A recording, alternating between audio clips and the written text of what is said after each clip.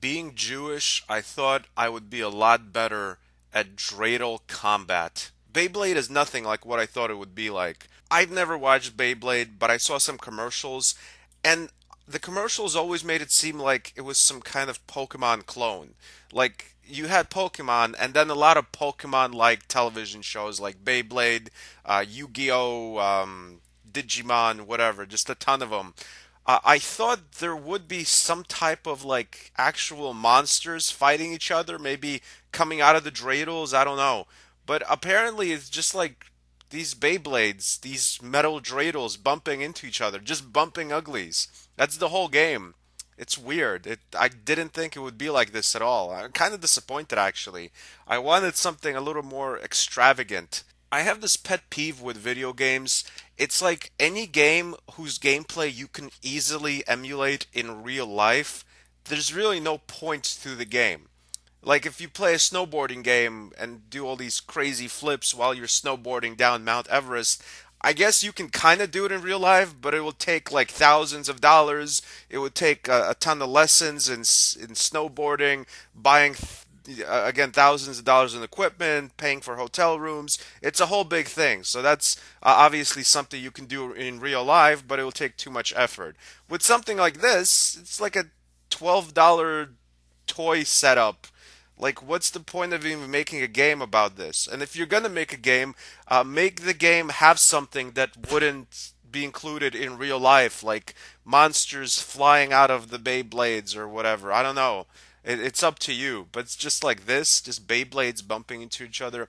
But whatever. I mean, if the gameplay was halfway decent, I wouldn't even be complaining. Like if these dreidels were fun to play and there was some strategy. I don't really see any strategy. They kind of spin on their own. Most of the time, you don't even have to touch the game board. Like you can, they're spinning on their own, and you basically start the game by launching the Beyblade, and depending on how hard you launch, that's how well it should perform on the ring. Like if you launch it really hard, it's going to be spinning really hard, it's going to be really strong in the ring, but that's not always a good thing because sometimes if it's like super fast and spinning like crazy, it will just freak out and just fly off by itself. A lot of times it is advantageous to throw it like a 3-year-old girl and have the Beyblade just slow and weak in the middle of the ring because your opponent will just like throw himself out of the game and you'll get a point for that. They control on their own, but you kind of sway them left, right, up, and down.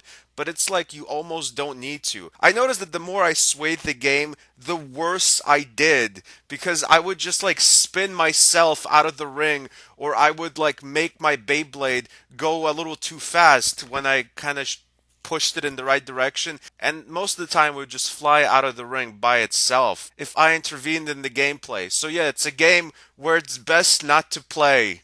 It's a game where the best strategy is not to touch the Beyblade.